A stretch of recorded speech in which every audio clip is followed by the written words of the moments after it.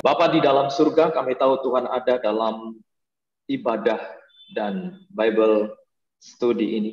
Kami percaya bahwa Tuhan beracara di dalamnya. Taruh tangan-Mu di atas kepala kami masing-masing dan berkati kami satu persatu malam ini Tuhan. Sehingga tidak ada satupun di antara kami yang akan dilewatkan oleh Engkau. Berfirmanlah, kami sudah siap untuk mendengarkannya. Dalam nama Tuhan Yesus, kami berdoa dan mengucap syukur. Amin. Puji Tuhan, Bapak Ibu yang terkasih dalam Tuhan, tema kita pada malam hari ini adalah dasar yang kuat. Mari kita buka Alkitab kita. Berapa banyak Bapak Ibu yang bisa membuka Alkitab, baik Alkitab buku, Alkitab elektronik, dan kita perhatikan dalam Matius pasal 7, ayat yang ke-24 sampai dengan ayatnya yang ke-27. Matius pasal 7, ayat 24 sampai 27, judul perikopnya adalah dua macam dasar. Demikianlah firman Tuhan. Setiap orang yang mendengar perkataanku ini dan melakukannya, ia sama dengan orang yang bijaksana, yang mendirikan rumahnya di atas batu. Kemudian turunlah hujan dan datanglah banjir, lalu angin melanda rumah itu, tetapi rumah itu tidak rubuh sebab didirikan di atas batu. Tetapi setiap orang yang mendengar perkataanku ini dan tidak melakukannya, ia sama dengan orang yang bodoh yang mendirikan rumahnya di atas pasir. Kemudian turunlah hujan dan datanglah banjir, lalu angin melanda rumah itu, sehingga rubuhlah rumah itu dan hebatlah kerusakannya. Demikian pembacaan firman Tuhan bagi kita pada malam hari ini. Bapak Ibu yang terkasih dalam Tuhan, bagian firman Tuhan ini adalah bagian firman Tuhan yang menjelaskan tentang dua hal dasar bangunan yang dikatakan di dalamnya. Yang pertama, Alkitab mengatakan rumah yang didirikan di atas dasar yang terbuat dari batu. Lalu yang kedua, Alkitab mengisahkan rumah yang didirikan di atas dasar yang terbuat dari pasir. Waktu saya merenungkan bagian ini, saya mendapatkan hikmat dari Tuhan. Kenapa rumah yang didirikan di atas dasar yang terbuat dari batu adalah rumah yang ketika badai, ketika banjir melanda rumah itu, tetapi rumah itu tidak rubuh. Karena Alkitab berkata sebab didirikan di atas batu. Baru saya mengerti ketika saya mempelajari bagian ini. Rupanya batu ini berbicara tentang Tuhan. Dikatakan dalam Kisah Para Rasul pasal 4 ayat yang ke-11. Kalau Bapak Ibu baca di sana, kalimatnya dikatakan Yesus adalah batu. Pantas rumah yang didirikan di atas dasar yang terbuat dari batu adalah rumah yang ketika angin, badai, banjir melanda rumah itu, tetapi Alkitab mengatakan rumah itu tidak rubuh sebab didirikan di atas batu. Karena rumah yang didirikan di atas batu adalah gambaran rumah dan bangunan hidup seorang manusia yang didirikan di atas dasar yang adalah Tuhan itu sendiri. Yesus, kata Kisah 4 ayat 11, adalah batu. Sehingga hari ini biarlah doa saya untuk Bapak Ibu Saudara sekalian, mari bangun hidupmu di atas dasar yang kuat, yaitu dasar yang adalah Tuhan itu sendiri. Sehingga ketika kita membangun apapun, kita memutuskan apapun, kita melakukan apapun, kita ada berpijak di atas dasar yang kuat, yang adalah Tuhan itu. Saya percaya sepanjang kita mendasari hidup ini di atas dasar yang adalah kekuatan Tuhan, maka apa yang tidak ada bisa menjadi ada. Apa yang tidak mungkin pun bisa menjadi mungkin. Tuhan itu tidak pernah kekurangan cara untuk membuat hal-hal besar terjadi dalam hidup kita. Sehingga hari ini perhatikan dasarmu untuk mengharapkan segala sesuatu. Perhatikan dasarmu ketika engkau melakukan banyak hal hari-hari ini. Biarlah hari ini kita menjadi orang-orang yang berdiri di atas dasar yang kuat, yang adalah Tuhan itu sendiri. Lalu yang kedua, ketika saya mempelajari bagian ini, apa artinya rumah yang didirikan di atas dasar yang terbuat dari pasir?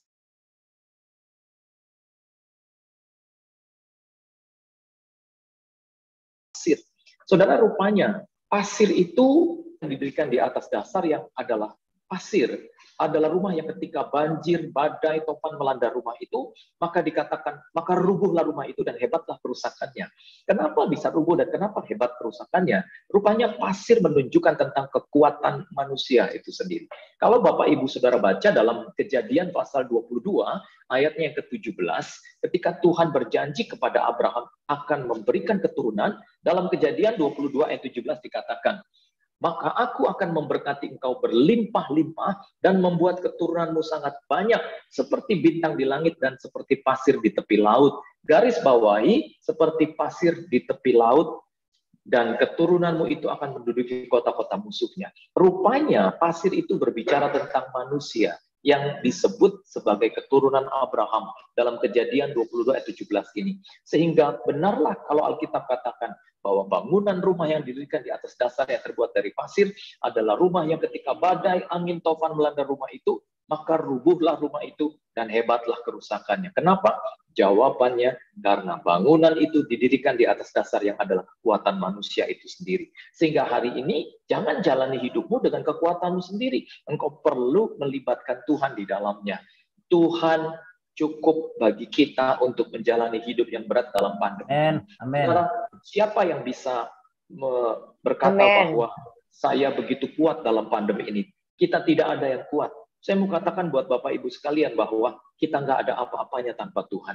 Bapak Ibu dan saya bukan siapa-siapa. Kalau bukan Tuhan yang mendukung kita. Hari ini biarlah kita berkata bahwa kalau aku ada, it's only by your grace, Lord. Ini semua hanya karena anugerah-Mu ya Tuhan. Bapak Ibu mendapatkan anugerah, saya mendapatkan anugerah, semua kita mendapatkan anugerah. Bagaikan orang yang dikatakan menerima sunum bonumnya Tuhan. Bapak Ibu tahu apa artinya sunum bonum? Dalam bahasa Yunani, sunum bonum artinya kebaikan yang tertinggi. Kita mendapatkan kebaikan yang tertinggi bukan dari dunia, bukan dari hebatnya seseorang. Tapi hari ini kita belajar kebaikan yang tertinggi itu datangnya hanya dari atas. Dalam Yakobus 1 ayat 17 dikatakan, setiap pemberian yang baik datangnya dari atas. Dari Bapa segala terang kepadanya tidak ada perubahan dan pertukaran. Bapak Ibu, kalau kita menginginkan yang baik, kita menginginkan segala kebaikan itu datang kepada Tuhan. Dia tidak pernah menukar kebaikannya dengan kejahatan. Kalau dia sudah merencanakan berkat untuk Bapak Ibu sekalian, bahkan dia tidak akan pernah menukar berkatnya. Berkat itu tidak akan pernah tertukar. Sekali engkau direncanakan berkatnya, engkau akan selalu diberkati oleh Tuhan. Sehingga kita tidak boleh iri dengan rezeki orang lain. Setiap orang punya rezeki masing-masing. Kalau kita belajar tentang sidik jari, maka jumlah manusia per 2022 ini di muka bumi sudah hampir 8 miliar, saudara. Dari 8 miliar manusia yang ada di muka bumi, tidak ada satupun manusia yang memiliki sidik jari yang sama. Semua berbeda. Semua tidak memiliki kesamaan sama sekali. Bapak Ibu boleh adik kakak, Bapak Ibu boleh suami istri, engkau boleh saudara kembar, engkau boleh lahir dari rahim dan perut ibu yang sama, tapi tidak pernah sidik jarimu akan sama. Itu berarti Tuhan menjelaskan kepada kita, kita punya kekhususan masing-masing. Kita punya rejeki masing-masing yang sudah diatur oleh Tuhan. Berkat Tuhan yang Dia berikan tidak akan pernah salah untuk disampaikan kepada kita. Sehingga kalau kita melihat orang berhasil, biarlah kita tetap bersuka cita. Ya, ada kalanya kalau kita main sosmed ya kita nggak siap lihat orang berhasil. Kalau ada teman kita yang kalau dia makan pertama kali dia foto, kita masih bisa bilang puji Tuhan. 2 kali dia foto, kita masih bisa bilang haleluya. 3 kali dia foto, terus foto, kita langsung bilang ini orang sombong nih. Kok tiap makan di foto ya? Padahal orang itu nggak sombong. Ya, Bapak Ibu, orang itu kalau berhasil, dia bisa kelihatan sombong padahal tidak sombong. Ya, kenapa demikian? Karena hanya orang-orang yang tidak siap melihat orang berhasil, maka orang itu tidak akan tenang lalu menyalahkan keadaan. Hari ini doa saya kita bukan orang yang seperti itu. Kalau kita punya rezeki hari ini, bersyukurlah. Kalau kita melihat teman kita lebih diberkati, tetaplah bersuka cita. Rezeki itu tidak akan kemana. Bapak, Ibu, dan saya adalah orang-orang yang dikatakan bahkan dalam Mazmur 34 ayat 11. Singa-singa muda melana kelaparan, tetapi orang yang takut akan Tuhan tidak pernah kekurangan sesuatu pun yang baik. Bapak, Ibu, saya, dan semua kita adalah orang-orang yang tidak pernah kekurangan sesuatu pun yang baik datang dari Tuhan. Kitalah orang-orang yang menerima sunum bonum yang dari Tuhan, kebaikan yang tertinggi itu. Lalu, ketika kita telah menerima sunum bonum yang adalah kebaikan yang tertinggi, kita pun melihat sunum bonum itu menjadi bonum komune. Apa artinya bonum komune? Bonum komune itu artinya kebaikan bersama. Ketika kita menerima kebaikan, biarlah kebaikan itu tidak berhenti di kita, tapi kebaikan itu menjadi kebaikan bersama. Kita nikmati bersama. Kita jadi orang yang saling mendukung, saling memberi, saling memperhatikan. Kita maju bersama Yesus, kita melangkah bersama Yesus, kita pasti menjadi juaranya. Bersama dengan Tuhan, tidak ada perkara yang sukar untuk dijalani. Nah, Bapak Ibu yang terkasih di dalam Tuhan, jangan pernah dirikan bangunan hidupmu di atas dasar kekuatanmu sendiri. Kita butuh Tuhan, kita perlu Tuhan, kita terbatas, tapi Tuhan itu tidak pernah terbatas dalam hidup kita. Nah, apa yang diajarkan oleh Alkitab dalam bagian ini di Matius 7 ayat 24-27 ini, hal yang pertama yang Alkitab mau mengajarkan adalah supaya kita hidup bijaksana. Orang yang bijaksana itu adalah orang yang mendirikan bangunan hidupnya di atas dasar yang adalah Tuhan itu sendiri. Sehingga dikatakan oleh Alkitab dalam Matius pasal 7 ayat yang ke-24, kalimatnya berkata, setiap orang yang mendengar perkataanku ini dan melakukannya, ia sama dengan orang yang bijaksana. Bapak Ibu yang terkasih dalam Tuhan, Musa pernah berkata, ajarlah aku ya Tuhan menghitung hari-hari sedemikian supaya aku beroleh hati yang bijaksana. Kita perlu bijaksana dalam menjalani hidup ini. Dan hati yang bijaksana itu dimulai dari memperhatikan di atas dasar apa kita membangun semua hidup kita. Hidupmu harus dibangun di atas dasar yang dikatakan Yesus adalah batu. Angin boleh datang, banjir boleh melanda, tapi bangunan hidup kita tetap berdiri. Kita jadi orang-orang tidak pernah dikalahkan oleh keadaan. Kita jadi orang yang hidup dalam kekuatan Tuhan yang luar biasa. Lalu kemudian, Bapak Ibu, ketika kita bijaksana menjalani hidup, maka kita tahu apa arti hidup yang sesungguhnya. Pandemi ini mengajarkan tentang makna hidup yang begitu singkat, Bapak Ibu. Kalau Musa berkata hidup manusia itu 70-80 tahun, kadang kita terlalu senang dengan kata 70-80 tahun. Hore, sampai opa-opa, oma-oma, sampai kakek-kakek, nenek-nenek. 70-80 tahun. Padahal kalimatnya tidak berhenti di situ. Kalimatnya bersambung, kalimatnya berkata, dan sesungguhnya hidup itu berlalunya buru-buru, dan kami melayang lenyap. Betapa cepatnya hidup. Ya. Dan dalam Mazmur 39 ayatnya yang ke-7 dikatakan, bahkan hidup itu seperti bayangan yang berlalu. Bapak Ibu pernah lihat bayangan? Kalau kita lihat bayangan, sebentar saja bisa hilang. Demikianlah gambaran hidup kita. Ya, kita jadi orang-orang yang dikatakan oleh Yakobus, hidup manusia itu seperti uap. Sebentar kelihatan, sebentar lagi tidak kelihatan. Sehingga bijaksanalah menggunakan hidup, karena hidup itu singkat. Dalam Ayub pasal 14 ayat 1 dikatakan, adapun manusia yang lahir dari seorang perempuan, ya, manusia yang menjalani hidupnya dengan singkat dan kegelisahan. Kalau kita belajar tentang hidup, betapa rakusnya maut dalam pandemi ini. Dalam Habakuk pasal 2 ayat 5 dikatakan, adapun maut itu bagaikan raksasa yang rakus, yang tidak pernah kenyang-kenyang untuk menelan orang yang bisa ditelannya. Betapa rakusnya maut dalam pandemi ini, sehingga kita bisa melihat siapapun bisa ditelannya. Orang yang hebat, orang yang biasa, sama maut mengalahkan banyak orang. Sehingga hiduplah bijaksana, karena ketika engkau bijaksana, engkau tahu di atas dasar apa engkau harus membangun hidupmu. Yaitu di atas dasar yang terbuat dari batu, yang adalah Yesus itu sendiri. Lalu yang kedua, apa yang mau diajarkan oleh Alkitab tentang bagian ini, kekuatan dasar hidup kita. Yang mau diajarkan oleh Alkitab adalah, sadarlah bahwa badai masalah itu masih bisa datang. Bapak Ibu, rumah ini sudah didirikan di atas batu, ya, tetapi angin, taufan, banjir masih bisa melanda rumah itu. Itu berarti bahwa sekalipun Tuhan ada dalam hidup kita, masalah masih bisa datang. Waktu Yesus ada di dalam perahu bersama dengan murid-muridnya, badai, taufan masih bisa melanda perahu itu. Bapak Ibu bayangkan ketika itu muridnya berkata, Guru, Engkau tidak peduli kalau kami binasa. Saudara, kadang-kala kalau masalah datang, pergumulan banyak, kita cepat sekali berkata, Tuhan Engkau nggak peduli. Tapi lihat apa yang Tuhan katakan dalam kisah itu. Tuhan berkata, kenapa engkau takut, hai engkau yang kurang percaya?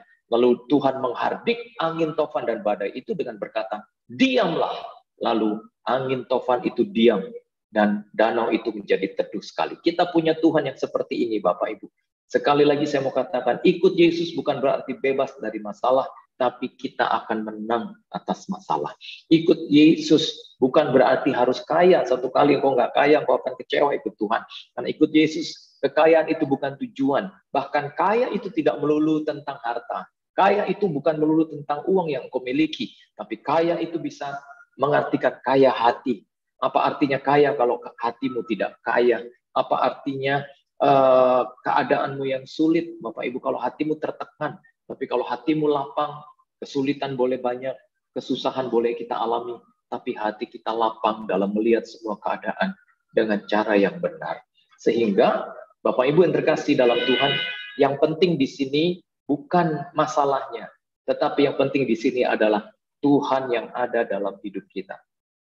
Sehingga masalah, pergumulan, angin, badai bisa datang, asal Yesus ada dalam hidup kita, cukuplah itu untuk menjadi modal kita menjalani hidup.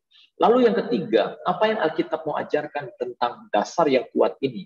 Alkitab mau mengajarkan dalam kisah ini bukan hanya tentang hidup yang bijaksana, bukan hanya tentang hidup yang harus sadar bahwa badai masalah masih bisa datang. Tetapi yang ketiga adalah Alkitab mau mengajarkan dalam Matius 7 ayat 24 sampai 27 ini supaya kita mengerti tentang kekuatan hidup yang sesungguhnya. Kekuatan hidup yang sesungguhnya adalah tentang Tuhan yang ada dalam hidup kita. Sehingga Bapak Ibu yang terkasih dalam Tuhan, jangan lupa tiap-tiap hari kita mengandalkan Tuhan. Jangan lupa tiap-tiap hari kita rajin berdoa, rajin baca firman. Seperti pada awal mula pandemi ini, kita rajin, kita semangat, kita setia. Jangan sampai imanmu lapuk oleh hujan dan lekang oleh panas. Imanmu harus tetap bagaikan seorang prajurit yang tetap berjuang untuk beroleh kemenangan. Jangan lengah, Bapak Ibu. Kadang kalau kita lengah, kita lupa perjuangan kita dari sejak semula yang begitu berat. Kita ini bukan orang yang hebat. Kalau kita bisa sampai di titik ini, kita bukan siapa-siapa kalau bukan karena Tuhan. Sehingga hari ini, Bapak Ibu yang terkasih di dalam Tuhan, mari kita tetap berjuang dan sadar bahwa kekuatan hidup kita yang sesungguhnya adalah bergantung kepada Tuhan. Dialah dasar yang kuat itu. Dalam Ibrani 11 ayat 1 dikatakan, iman adalah dasar dari segala sesuatu. Kalau iman itu adalah dasar dari segala sesuatu, bangun imanmu dan dasari hidupmu di atas dasar iman. Karena yang menyelamatkan kita selamanya bukan uang, bukan hebat, bukan jabatan, tetapi yang menyelamatkan kita selamanya, imanmu, kata Alkitab, yang menyelamatkan engkau. Sehingga dimanapun Bapak Ibu berada, kalau imanmu terbangun, imanmu bertumbuh, imanmu bagaikan raksasa rohani yang menjalani kehidupan, engkau jadi orang-orang yang tidak akan lesu kalau engkau berlari, tidak akan lelah kalau engkau berjalan. Engkau akan maju dan bukan mundur, naik dan bukan turun. Engkau direncanakan menjadi kepala dan bukan menjadi ekor. Hari ini, jadilah orang yang bijaksana. Hidup itu singkat, Bapak Ibu. Sehingga kalau engkau mau bertobat, jangan tunggu nanti. Karena kadang nanti itu bukan milik kita. Kadang ajal itu tidak menunggu tobat kita. Maut itu kadang tidak menunggu sadarmu. Ada orang yang belum sempat tobat, maut sudah datang. Ada orang yang belum sempat mau memperbaiki diri, ajal sudah tiba. Sehingga kalau engkau hidup, jangan tertipu dengan usia yang muda. Karena syarat untuk mati tidak harus tua. Jangan tertipu dengan badan yang sehat, karena syarat untuk mati pun tidak harus sakit. Ada orang sehat hari ini, besok bisa nggak ada. Oh, saya sering ketika orang berkata, Pak, si ini sudah dipanggil Tuhan. Loh, tadi malam baru ngobrol sama saya 2 jam lama. Iya Pak, Tuhan berkehendak lain. Tadi malam kita masih ngobrol, besok kita bisa bilang, debu kembali kepada debu, manusia kembali kepada penciptanya. Betapa mengerikan kalau kita hidup jauh dari Tuhan. Biarlah hari ini kita mengerti, sepanjang malam ini kita merenungkan betapa indahnya hidup dalam kekuatan Tuhan itu. Kita bijaksana, kita menjadi orang-orang yang kuat, kita bukan siapa-siapa kalau bukan Tuhan yang menyertai kita. Sehingga Bapak Ibu, biar kita susah, toh sesusah-susahnya kita. Pagi kita masih bisa makan soto, siang makan bakso, malam makan rendang, ya kan? Walaupun dalam bentuk mie instan, ya. Walaupun yang kita bawa makanannya, kita sampai di meja lalu kita teriak Indomie seleraku, ya. Tapi kan itu makan juga, gitu ya. Jadi kalau kita walaupun gaji kita 1 koma, tanggal 1 sudah koma, ya asal ada Tuhan, ya sekali kalau Tuhan belum kasih titik, Tuhan masih kasih koma, jalan terus apapun yang terjadi, sekali Yesus tetap Yesus. Ya, kita punya Tuhan yang luar biasa, Bapak Ibu. Jadi kadang kalau kita lihat dompet tuh, kata orang, aduh, saya kalau lihat dompet kayak lihat bawang. Kenapa? Karena bawaannya nangis terus. Ya kalau bulan awal bulan kita lihat dompet yang ada Soekarno Hatta, waduh kita masih senang. Ya. Lalu kalau kita lihat tengah bulan gitu ya, kita masih lihat I Gusti Ngurah Rai, masih ada 50.000. Akhir bulan kita lihat Pati Murah yang ngajak berantem terus, yang bawaannya golok aja. Tapi seberapapun uang kita, apapun yang terjadi, asal Tuhan ada di sini, Bapak Ibu pasti jadi orang yang tetap melihat jalan terobosan. Doa saya, Bapak Ibu sekalian yang ada dalam menara, doa segala bangsa ini, maju terus. Kita punya Tuhan dalam keadaan ini. Tuhan berkati kita sekalian, mari kita bersatu di dalam doa. Amen. Bapa di dalam surga, kami berterima kasih untuk firman-Mu pada malam hari ini, Tuhan. Kami sungguh yakin firman-Mu adalah ya dan amin. Engkau Tuhan yang akan membuktikan bahwa Engkau Tuhan yang tidak pernah kekurangan cara untuk memberkati kami. Bagimulah segala pujian, hormat, dan kemuliaan. Hamba menumpangkan tangan di saluran Zoom meeting online ini, biarlah berkat Tuhan sampai kepada anak-anak-Mu, diberikan mereka lah kekuatan baru oleh Tuhan. Mereka jadi orang-orang yang bijaksana, jadi orang-orang yang sadar masalah masih bisa datang, jadi orang yang sadar tentang arti dari sebuah kekuatan kehidupan. Mereka membangun hidupnya di atas dasar yang terbuat dari batu dan bukan dasar yang terbuat dari pasir. Terima kasih Tuhan, berkenanlah Engkau memberkati kami. Dalam nama Tuhan Yesus Kristus, kami semua yang percaya bersama-sama katakan, amin.